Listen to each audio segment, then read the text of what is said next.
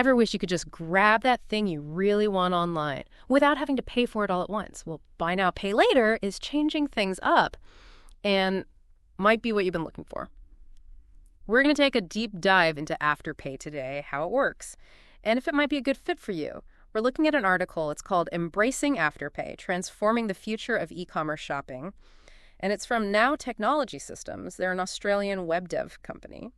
And they help businesses actually get set up with this stuff. So get ready to understand how this is all changing things up. And maybe we'll even bust a myth or two along the way. It's really interesting to see how Afterpay has changed things.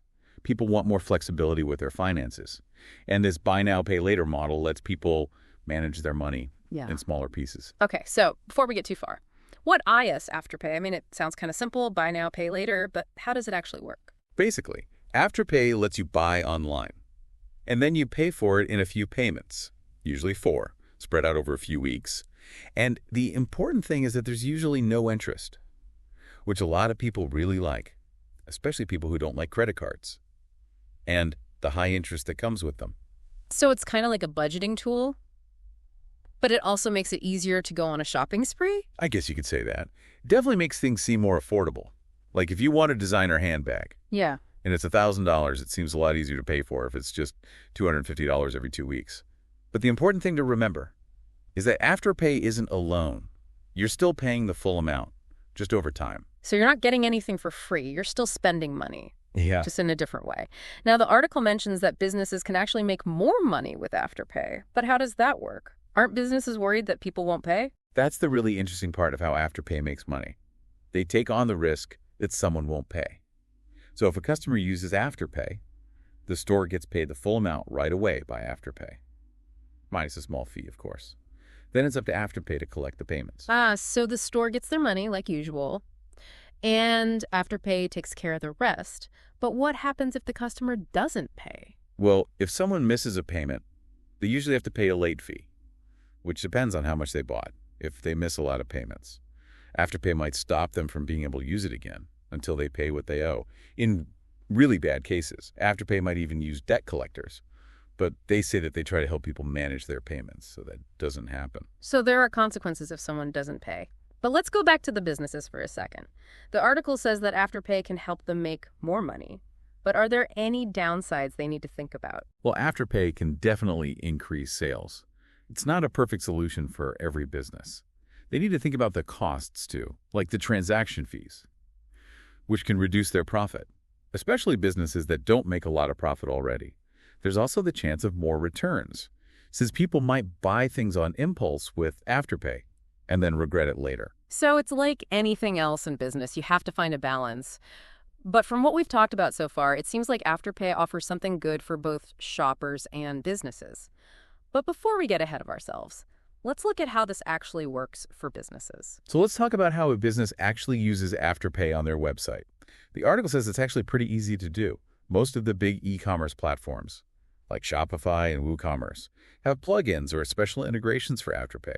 So it's not hard to add it to your checkout. So you don't have to do a bunch of technical stuff. That's good for businesses that aren't super techy. But once you have it set up, what happens? Tell me what the store sees when someone uses Afterpay. Well, once a customer picks Afterpay at checkout, Afterpay takes over. They approve the purchase, pay the store the full amount right away, and then they handle collecting the payments from the customer. So the store gets their money right away, just like any other sale, and Afterpay does the rest. But here in Australia, with all our financial rules, is Afterpay doing things properly and responsibly? That's a good question. And the article says that any financial service in Australia, including these buy now, pay later platforms, have to follow strict rules and protect consumers. It's not a free-for-all. That's good to know. So it's not like the Wild West of online payments. So let's say there's a business owner listening, and they're interested in Afterpay. What would you tell them to do to get started? The article gives 4 steps. First, do your research. Think about it. Does Afterpay fit with the people you're selling to? And your goals for your business. Think about your product or service. Would your customers actually use Afterpay? So it's not a solution for everyone. You have to be strategic. Exactly. Once you've done your research and you've decided it's a good fit, the next step is to integrate it into your website. That's where those easy-to-use plugins and resources come in. You'd work on connecting it to your online store. Okay, so once it's all set up, what's next? Tell everyone. Make sure your customers know you have Afterpay. Put it on your website, your product pages, your checkout, even in your ads. And then you just wait for the money to come in. Not quite. The last step, and probably the most important one, is to keep track of things and make changes. Look at your sales data. See how Afterpay is affecting how many people buy from you, how much they're spending, how many returns you're getting, everything. And then use that information to make Afterpay work better for you. It's like any other business strategy. You have to look at the results and change what you're doing based on what you see. But let's be real. Is Afterpay really good for every business? That's the big question.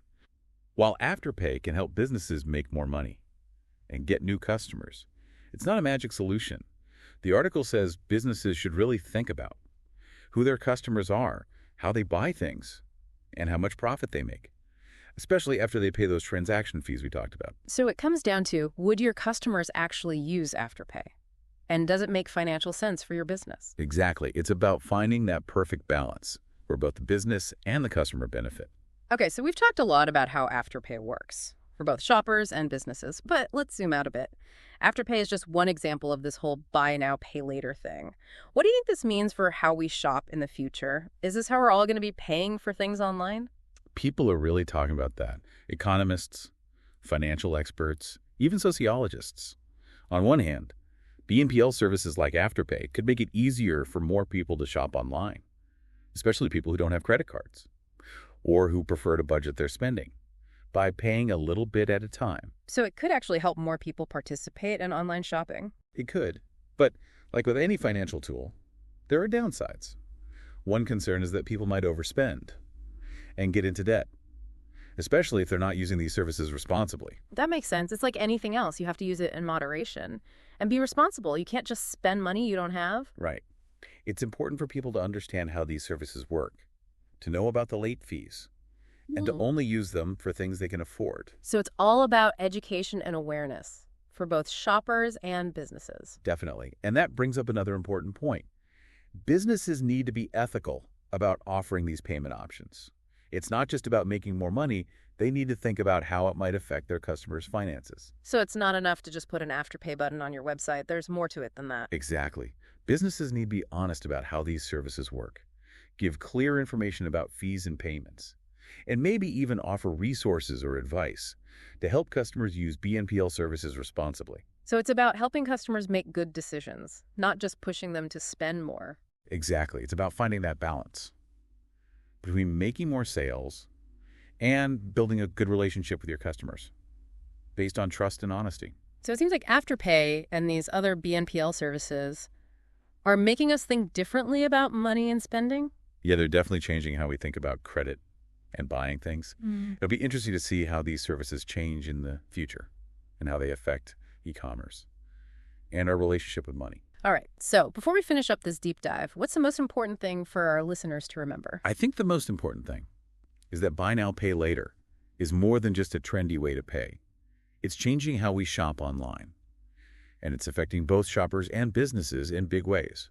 It offers convenience and flexibility, but it also brings up important questions about responsible spending, financial inclusion, and whether businesses are doing the right thing. It's not a simple issue. Exactly, and that's what makes it so interesting. It really feels like we're seeing a big change in how we think about money, especially online. Yeah, it's a really interesting time to be watching these trends. Yeah. As BNPL services like Afterpay become more common, it'll be interesting to see how they change our spending habits and our overall financial health. And for our listeners who want to know more about the tech side of things, the article we've been talking about is from Now Technology Systems. They're an Australian company that builds websites, and they help businesses set up e-commerce solutions, including Afterpay. So if you're a business owner and you're thinking about using Afterpay, their website is a good place to start. They have a lot of information and resources on how to make it work for you. And for everyone out there, whether you're a business owner or just a shopper, I hope this deep dive has helped you understand Afterpay better. And this whole buy now, pay later thing, it's a fast-changing world.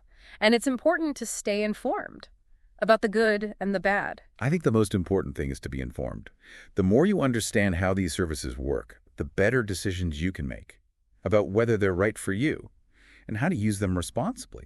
Exactly. Don't just follow the crowd or jump into something without thinking. Do your research. Weigh the pros and cons, and make choices that are good for you. But before we go, I have a question for you to think about. Oh, I like a good question. What if BNPL becomes the main way we pay for things online? Imagine no more credit cards, and we're all budgeting and paying in these small installments. How would that change how we spend money, our ability to save, even our financial health as a whole society? Wow, that's a big question. It could make things more fair for everyone and help people be more careful with their spending. Or it could make existing problems worse and encourage people to spend more than they can afford. It really depends on how these services change, how they're regulated, and most importantly, how we choose to use them. It's a complicated issue with a lot of consequences. Yeah, it's definitely something we should be talking about, especially now, while these technologies are still developing. Well, I think we've given our listeners a lot to think about. This has been a really interesting look at Afterpay and the whole buy now, pay later trend. I've really enjoyed talking about this with you. It's always fun to explore these complicated topics. And who knows what's next? The only thing we know for sure is that online shopping and payments are going to keep changing. So stay curious, stay informed, and keep thinking critically. Well said. Until next time. Happy shopping, everyone. And remember to spend responsibly. That's it for our deep dive today. Until next time, keep exploring, keep learning, and keep diving deep.